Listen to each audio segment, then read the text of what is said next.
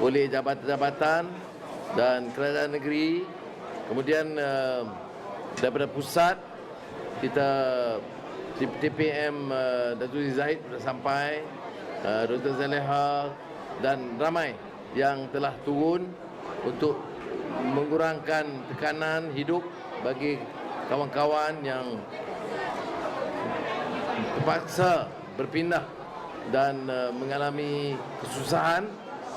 Kita cuba mengurangkan tekanan dan beban mereka, dan saya diberi taklimat oleh kerajaan negeri tadi dan pasukan petugas oleh Menteri Besar Wan Hafiz dan pegawai semua, keselamatan, kebajikan, kaji cuaca, JKR, JPS, dan saya telah bagi arahan. Pertamanya tentunya kita dah keluarkan dari Kementerian Wilayah dan Desa 10 juta yang diumumkan oleh TPM melalui NADMA. Saya tambah peruntukan 50 juta ringgit untuk kita salur sebagainya terus kepada mangsa-mangsa. Dan ada beberapa projek segera, ya. Dan jadi pertama yang peruntukan itu pokoknya boleh mengurangkan beban yang sudah pikul kerana kehilangan harta benda, kerosakan, bekalan elektrik, air, semua ini, semua jabatan saya minta disegerakan, ya. Jangan tunggu lagi sampai air surut, rumah-rumah itu harus berfungsi.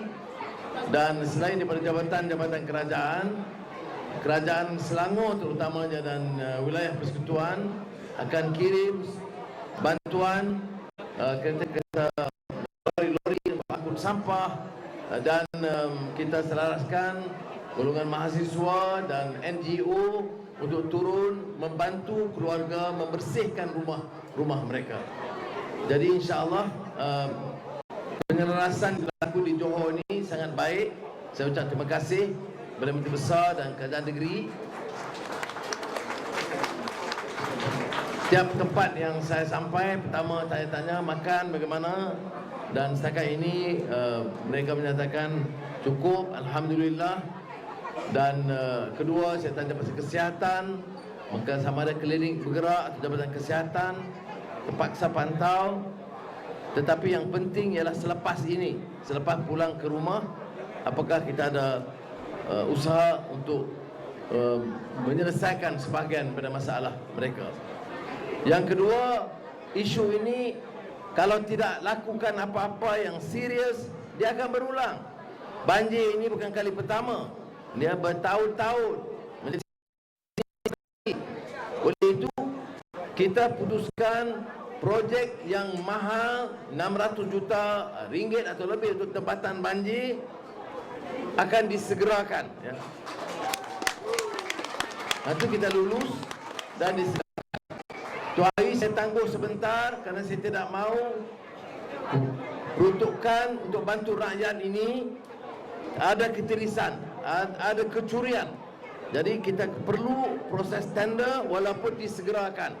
Semua projek yang telah diluluskan tempatan termasuk di Johor itu yang diluluskan harus semuanya beroperasi mulai bulan Jun tahun ini. Jadi kita tak boleh lengahkan. Selain itu, ada Menteri Besar bangkitkan beberapa projek baru. Saya beritahu oleh kerana kita boleh jimatkan beberapa kos 1-2 bilion dari projek lama. Wang itu akan dipindahkan untuk menyediakan projek baru. Sekarang ini di Segamat, di Kota Tinggi, kawasan-kawasan yang berat dilanda banjir. Jadi sekali lagi lah saya nak ucap terima kasih kerana nak sebut semua jabatan. Ini hebatnya. Dan semua rakyat, kita tengok orang Melayu, Cina, India, ya. Bila datang masalah, semuanya bekerja bersama. Jabatan-jabatan kerajaan, baik keselamatan, polis, tentera, semua dikerahkan. Dan kerajaan-kerajaan negeri yang berhampiran pun tolong memberikan kerjasama dan bantuan mereka. Dari jabatan, bomba dan lain-lain saya nak sebut satu-satu banyak. tapi yang diselaraskan oleh Dharma menjalankan tugas. Jadi saya alhamdulillah bangga, saya turun sendiri lihat, dan saya syukur kerana kita terima ujian ini, tetapi ada langkah-langkah yang dilakukan oleh semua, bahkan orang ramai pun, NGO, orang yang bantu itu banyak sekali. Ada beberapa tempat bekalan makanan itu agak lebih sedikit dah. Jadi ini menunjukkan kekuatan semangat rakyat Malaysia, semua kaum dalam menghadapi ujian termasuk banjir. Jadi sekali lagi saya ucap terima kasih kepada semua yang hadir dan juga yang membantu. Wassalamualaikum warahmatullahi wabarakatuh. Saya lupa satu. Saya juga telah hubungi semua JLC penting Kerajaan Persekutuan. Dan JLC termasuk tenaga akan turun menyelesaikan masalah elektrik segera.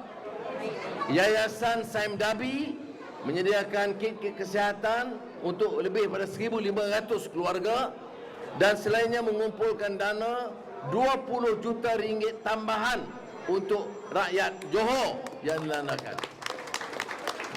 Jadi saya ucap terima kasih kepada JLC. Assalamualaikum warahmatullahi wabarakatuh.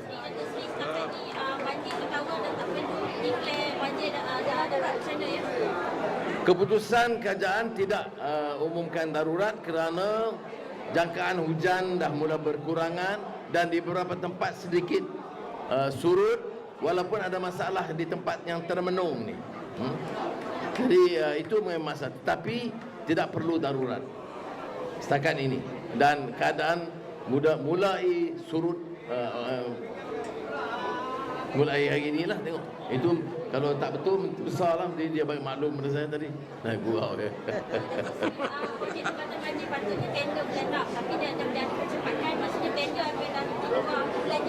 Ya, saya dah segerakan, maknanya bulan Jun dia harus take off. Kita tangguhkan dulu, ada masalah.